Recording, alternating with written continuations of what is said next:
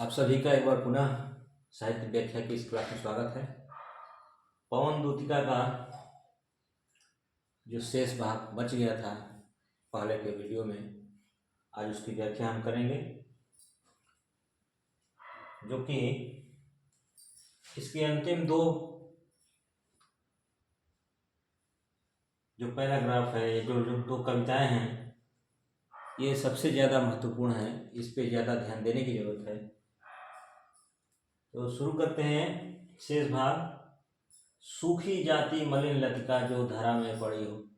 राधा पवन को कहती है कि हे पवन, तुम मेरा जब संदेश लेकर कृष्ण के पास पहुंचना, और वह जब उपवन में या वाटिका में बैठे हों, टहल रहे हों, तो वहाँ उस उपवन में, उस वाटिका में तुम्हें अगर कोई लतिका दिखाई दे, लताएं जो कि सूखी जाती हो, यानी सूखी ना हो, भी सूख रही हो और मलिन हो गई हो। कोई लताएं जब टूट कर अपने शाखाओं से, अपने जड़ों से पृथ्वी पर पड़ी रहती है, तो वह धूल के कणों से मलिन भी होती है और धीरे धीरे सूखती जाती है। तो वैसी अवस्था में अगर कोई लता पड़ी हो पृथ्वी पर, धरा में पड़ने पृथ्वी में, तो क्या करना? तो पांवों के निकट उसको श्याम के ला गिराना। तो तुम अपने सहारे उस लतिका को ले जाकर कृष्ण श्याम के सामने जो है गिरा देना। और जब तुम ऐसा करोगी तो सीधे से प्रकट करना, और उस लतिका को उनके सामने गिराकर सीधे सीधे जो है ये बात उनके सामने प्रकट कर देना कि प्रीति से वंचिता हो। हे कृष्ण, हे श्याम, आपके प्रेम से वंचित होकर, दूर होकर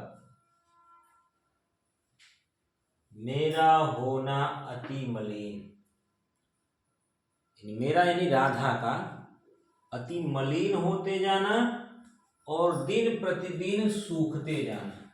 नित्य माने रोज, यानी प्रतिदिन सूखते जाना।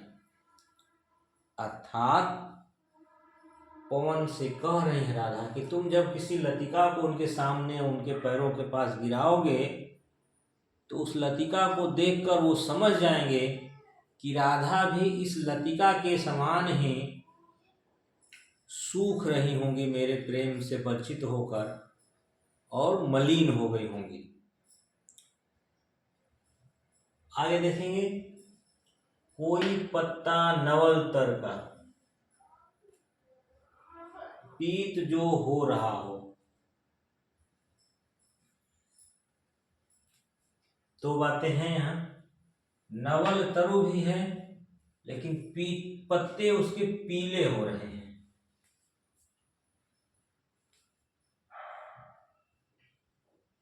जब कोई भी पौधा उगता है, तो चाहे वह नया पत्ता हो या पुराना पेड़ हो या नया पेड़ हो, वर्ष में एक अवसर ऐसा आता है कि उन पेड़ों के, उन पौधों के जो पत्ते हैं वह पीले होकर उनसे अलग होते हैं, जिसको कि हम पतझड़ का महीना कहते हैं। तो कुछ वैसी अवस्था में अगर कोई पत्ता हो किसी नए पेड़ का, तो क्या करना? प्यारे के दृग युगल के सामने, दृग युगल माने दोनों नेत्रों के सामने, उन्हें, उसे ही धीरे धीरे संभल रखना। यहाँ धीरे धीरे कहने का तात्पर्य यह है कि पत्ता जब पीला होने को है, पीला हो रहा है, तो वह हल्का हो गया है।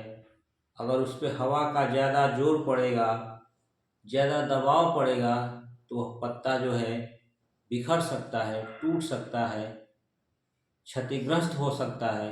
इसलिए राधा सावधान करती है कि तुम पत्ते को तो उनके सामने लाना, लेकिन बहुत तेजी से नहीं, धीरे धीरे संभाल कर रखना और उन्हें यूं बताना इस प्रकार, और उस पत्ते को रख कर इस प्रकार उन्हें बता देना, उन्हें मतलब कृष्ण को, कि पीला होना प्रबल दुख से, प्रेषिता सा हमारा। प्रबल दुख कौन सा है? कृष्ण से बिछड़ने का जो दुख है, वह दुख राधा के लिए प्रबल दुख है, माने बहुत बड़ा दुख है। और उस दुख के कारण वह प्रेषिता, प्रेषिता उस स्त्री को कहते हैं जिसका प्रेमी उससे दूर चला गया हो, कहीं भेज दिया गया हो, वैसी स्त्री को हम प्रेषिता बोलते हैं। तो प्रेषिता के समान माने किसी पत्नी के या पति के बिछड़े हुए किसी पत्नी के समान मेरा पीला होना कृष्ण को समझा देना, बता देना। कैसे? पीले पत्ते को उनके सामने ले जाकर। विरह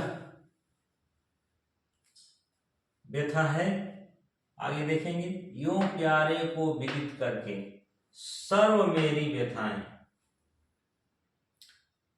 राधा पवन से कहती हैं कि हे पवन, हे सखी, हे भगिनी, तुम मेरी ये सभी व्यथाओं को, सभी कष्टों को, सभी दुखों को इस प्रकार से विदित करना, माने ज्ञात करा देना, बता देना। कैसे कैसे? जैसे कि इससे पहले की जितनी कविताएं हैं उनमें जिस ढंग से बताया गया संकेत करने को, तस्वीरों को हिलाना, फूलों को, कमल की पंखुड़ियों को, कमल के पुष्प को पानी में डुबोना, जानवर उपवन में जानवरों का इधर उधर भटकना, ये सब जो संकेत इससे पहले की कविताओं में राधा ने पवन से बताई है, वो सब वही बात है यहाँ। सर्व मेरी व्यथाएं, वो सब मेरी जो व्यथाएं हैं वह उनको बताना विदित करके। और इतना जब बता लेना तब क्या करना? धीरे धीरे वहन करके पांव की धूली लाना। और उपवन में टहलते हुए उनके पैर जहां जहां पड़ रहे हों, तो उस पैरों के नीचे की जो धूल है, तुम उस धूल को वहन करके, माने उठा करके, ढो करके ले आना। धीरे धीरे वहन करके पांव की धूल लाना। और लाने के बाद क्या करना? थोड़ी सी भी चरण रज, चरण रज में चरण की धूल, जो ला न देगी हमें तुम। और यदि अगर तुम ऐसा नहीं करोगे, यानी उनके चरण धूल का थोड़ा सा अंश भी अगर तुम नहीं ला पाओगी, तो हाँ माने हाय,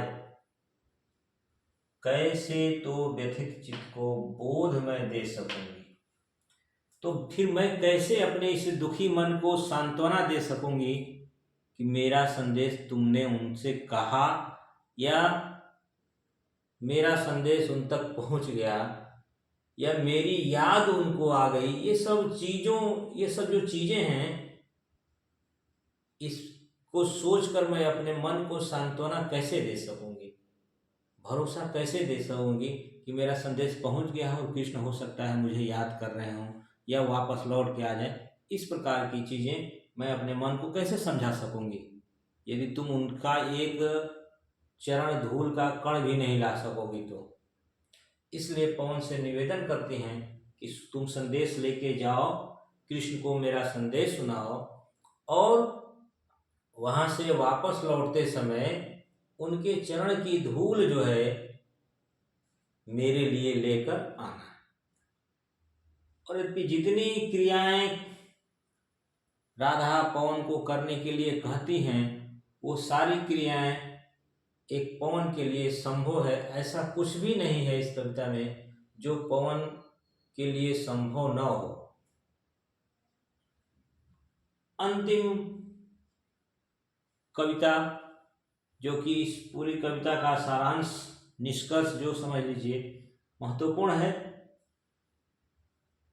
पूरी होवे न यदि तुझसे अन्य बातें हमारी।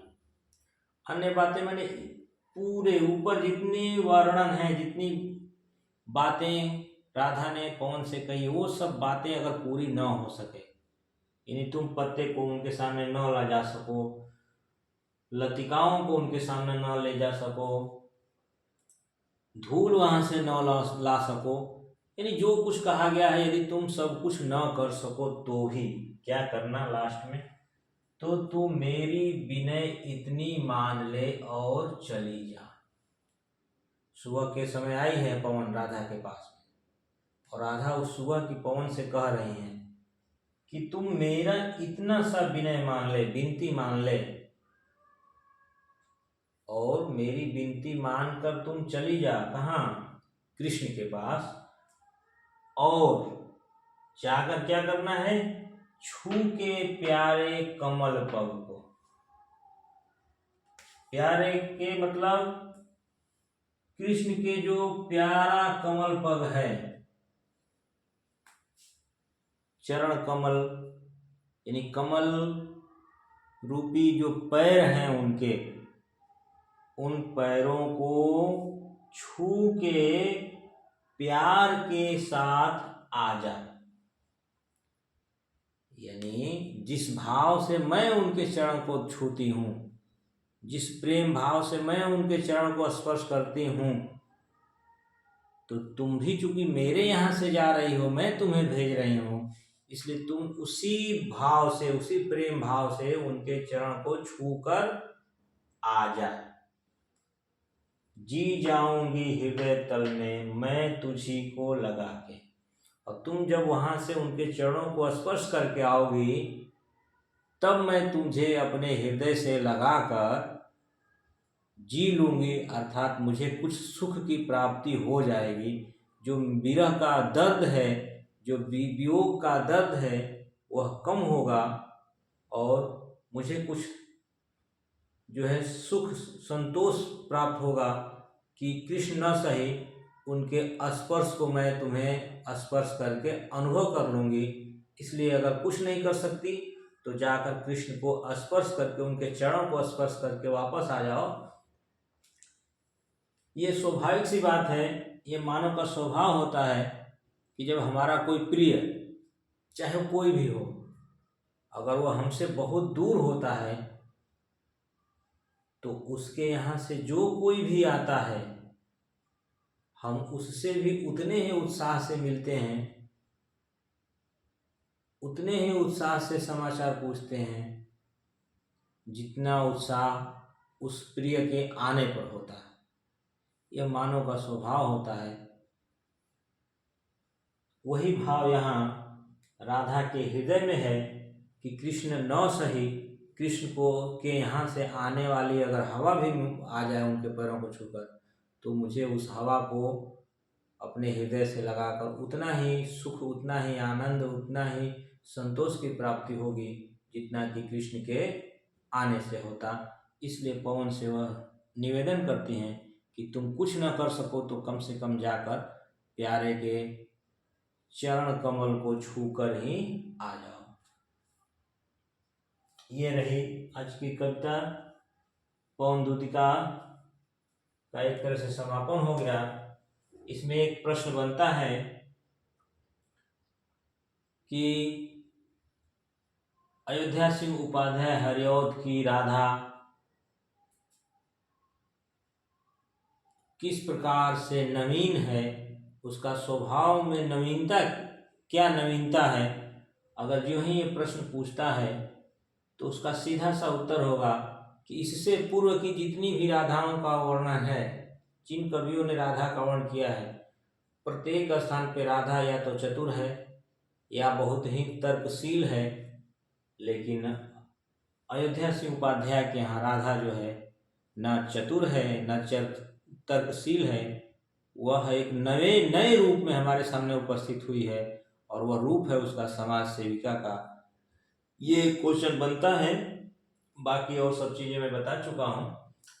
रही बात इसमें अलंकार की, तो रूपक और उपमा और अनुप्रास, ये 3 अलंकार पूरी कविताओं में है। जगह जगह मैं बताता आया हूँ पीछे भी कि कहाँ कहाँ रूपक है, कहाँ उपमा है, कहाँ अनुप्रास है। और रस पूरी कविता में वियोग रस है। राधा रो रही हैं कृष्ण के वियोग में और रोते हुए अपना संदेश पवन के माध्यम से कृष्ण तक भेजती हैं।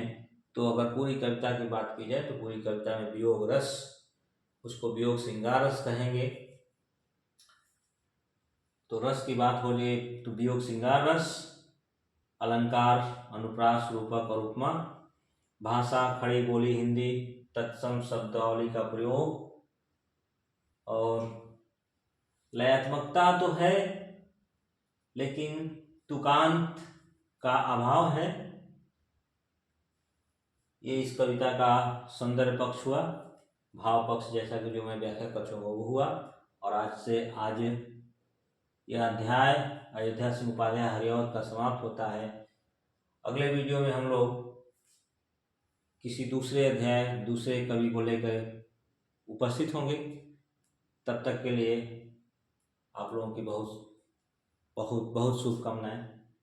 आप लोग अच्छे से पढ़ें, अच्छे नंबर लाएं। धन्यवाद।